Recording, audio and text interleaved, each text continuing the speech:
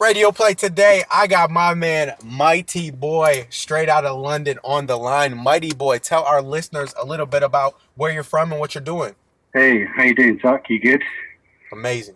Well, firstly, thank you so much for having me on the show. I really appreciate it. And it's nice to be appreciated. Thanks for letting me do this interview with you and sharing a little bit about me with everyone else. Absolutely. So like you said, I'm from London. I was born and raised in the UK. And I've been kind of born into a musical family. So I was always surrounded by music to some degree. I'm the youngest of three siblings, and my eldest sibling was a singer. He's also a studio engineer, and my father was a opera tenor singer. Oh wow. So I had a lot of different influences growing up as a kid in the house. All the classical singers from Mario Lanza and Caruso and Pavarotti, and then my brother was big on Elvis Presley, and then I kind of grew into the gospel side of music, and then eventually I came into pop later on and jazz fusion, and you name it. I was kind of it was all a big convulsion of genres and styles. So it was all kind of a bit mad growing up. Yeah. Just me finding my feet, if you like, and finding what I liked to do the most, I guess. Yeah. Are you classically trained in singing as well? Not classically trained in singing, but I'm a pop vocalist Okay. as well. So but I have a lot of I listened to a lot of soul music when I was young as well. So I was into like Eugene Wilde, and Michael Jackson was a big influence on me. As was Prince. I absolutely adored Prince, Stevie Wonder, and then on more the other side of on the white music, it would be more Elton John and George Michael and all people like that were like really big influences for me growing up as a kid and stuff. So I had a bit of everything, you know. Yeah. That's pretty cool. So Would you yeah, would you say that any of that influences your music today? absolutely, because first and foremost, I'm an accomplished pianist and a drummer. Mm-hmm. Those are what I started on, and I started playing piano when I was like 6 or 7 years old, and then I eventually my dad used to drag me around playing for him when I was like 12. I was doing like the church circuit and all of that, so I was dragged around by my hair, literally. Come and play this, come and play that, come and play this. You don't have a choice. You're my son, blah, blah, blah. You know how it goes. Yeah. So yeah, but that kind of gave me a lot of experience with the classical stuff as well. So I didn't understand it then, but later on in life, I got to appreciate it. Yeah. So yeah, it made me kind of think about things differently as a musician. Yeah. So you're born and raised in London? Yeah, that's right. Yeah, but my heritage is actually Italian. Okay. Yeah. That's pretty cool. So what's the music scene like over there in London? Well, it's pretty interesting you ask that question because it's quite heavily at the moment. I would say the actual grime scene is quite prevalent. Mm-hmm. So there's quite a lot of that going on with the black music scene with the grime and that coming through. And you obviously in the US you know about Stormzy. Stormzy's riding high. You know he's done a lot for music and for the black culture as well. What he just headlined Glastonbury just recently, and that's a massive thing for a grime artist to actually headline Glastonbury. Yeah. That's just made some history right there. So I guess we're all, you know, as musicians, we're all very proud of that fact that was able to be achieved. I think that's really important, you know. As you all know, it's always been it always seems to be that taboo subject that nobody wants to talk about. And I think it's important it is talked about. You get what I'm saying? I'm a white guy, but I hung around with a lot of black people. You know, one of my best friends are blacks in the culture, so I grew up with that. So I have, as I've gotten older, I've started to understand more and appreciate what the values, if you like, the values and the reality, the truths about it, and you know what shouldn't be suppressed, and what should be spoken about. And it's supposed to be about community and unity as far as music is concerned. Music has no color. Music is music. Music definitely Music has is no what should be color. bringing us together. It's that universal language. Absolutely. You feel it. Yeah. It's about a feeling, an emotion. Yeah. It's supposed to capture you, no matter whether it's a white guy singing, a black guy singing, a Brazilian guy singing, whoever. Doesn't really matter. The point is, what relevance does it bear on your life when you're hearing it? How does it affect you? Does it move you? Does it do something for you? Does it change your life in any way? I think that's how it's always captured me, whether it be musical content or lyrical content when it comes to making music, Definitely. So, what made you choose the name Mightyboy? Oh, I thought you might ask that question. Well, I've had that name. It's been running around in my head for a very, very long time, since I was, I don't know, quite a while. I'd say maybe 20 years. Mm-hmm. I've always had it as this kind of, how can I say? It fascinated me for one of many reasons, really. One, because I pictured this caricature in my head, but I didn't know how it would manifest. But I had this. I'm into Marvel, so I'm into all those kind of great movies, Superman, Spider-Man, you name it. But Superman was always my go-to superhero, and for some reason, Mightyboy was just one of those things that stuck out in my head. It came into my head. It's a cool name, and so I started using it on certain platforms as secret words here and there for myself, just to amuse myself. Yeah. And it's stuck ever since. And I've been known as other production names in the past by working with different people, but eventually I've gone on to do my own thing now since last year, reinvented myself, and I thought, what better time to use that name right now? It's just, everything made sense, and I thought, right, I'm going to use that name, I'm going to use it to do whatever I need to do to be the artist and the producer and the composer that I've always dreamt about being. So it's time to play it, really. So that's kind of how that came about. Yeah. That's pretty cool. So, if I understand correctly, you produce all your own music as well? Yes, I do. Yeah. Man, that's pretty cool. How long would you say it takes you to make like a song, like to create one? God, have you ever heard that line? How long is a piece of string? Yeah. that's the answer. Basically, it just depends on the individual song at the time. For example, Alter Ego, specifically, was actually a process. This is a funny story. So last year, I started investing in myself again and bought myself a Mac Pro. And the MacBook Pro came with Logic Pro, obviously, and basically the process of me creating Alter Ego was me learning Logic Pro at the same time. I'd never used Logic Pro in my life.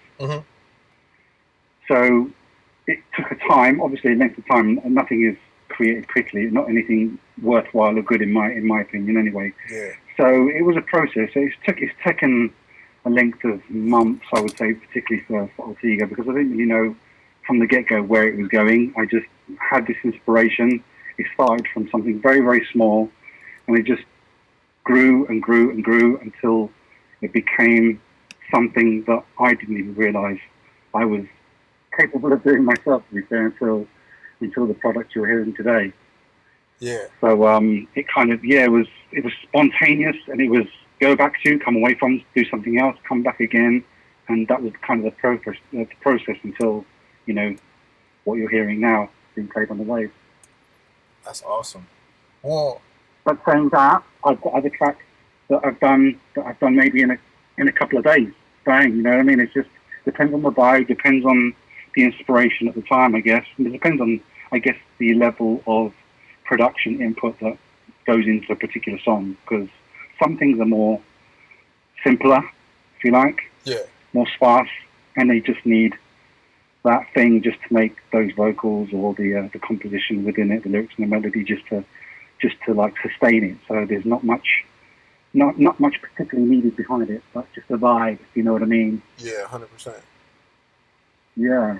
That's awesome. Well, so it takes you, as long, just depending on the project. How would you describe like your sound to people who haven't heard your sound? Gosh, that is a good one, because in some respects, I'm all about learning and progress, Mm-hmm. and I think my sound, if you hear Alter Ego, is basically a journey. It goes through different avenues when it's going through different. Almost, I managed to encapsulate different genres within one body of work, which I don't know even to this day how I accomplished this, but I did do that somehow. And it's basically all my influences, really. You've got classical in there, you've got actually gospel in there, you've got some soul in there, you've got trap in there. Yeah. I mean, it's pop in there. There's so many styles. If you listen to it carefully, you'll hear all these elements and styles within it. So it's just like, in fact, people have heard it and they've just been bowled over. It's like, that was the word, is how did you, and I can't really answer it. It just happened. Mm-hmm. I just worked on it, and what was inside came out. But with a period of process, you know what I mean? It's just like, even myself as I'm creating, I'm like, is that going to work? Is that not going to work? So I come away from it. You come back with fresh ears, and you try again, and you tailor it a bit more, then you tailor it a little bit more again, and eventually it just becomes this piece of work that you hope other people will be proud of just as much as you are. Do you know what I mean? Yeah, 100%. Yeah. That's kind of, yeah. Well, I got a couple. I hope I explained that. Yeah. And honestly, I think that's the best way to do it, is when you just kind of let it come out. You know what I mean? A lot of people overthink it. A lot of people, they just kind of... Totally. Yeah, it's like you just really just bring it out. All the elements that you're a part of, all the things that make up the things in your life. You're just bringing them out on paper. So that's really cool. Yeah, basically. I think one thing that I would say is the moment I started overthinking, or I ever overthink things, they don't come out quite right. They come out sounding like I've been thinking about it, rather than the natural progression or the natural process of letting what is inside of you come out. Just let whatever's got to go, let it flow out naturally. And if it's not working, go back, start something else, and then come back to it. I think that's the ultimate way in many cases, Yeah, 100%. But I think it's down to, but I do think it is also down to personal preference and just who you are as an individual. I'm a crazy guy. I'll tell you straight. I'm all over the place. My head is running like 10 to the dozen. I'm just like all over the place. Maybe I have ADHD. I'm not even sure. I wasn't diagnosed with it, but I've got a feeling somewhere within my DNA there's something crazy going on there, But I just do what's happening, and it's either going to appeal to people or it's not. But I've never wanted to like copy or be like anybody else. I've always wanted to be true to myself. That's all. That's what it's all about. If you're not true to yourself, you just copy somebody else, right? Right, exactly.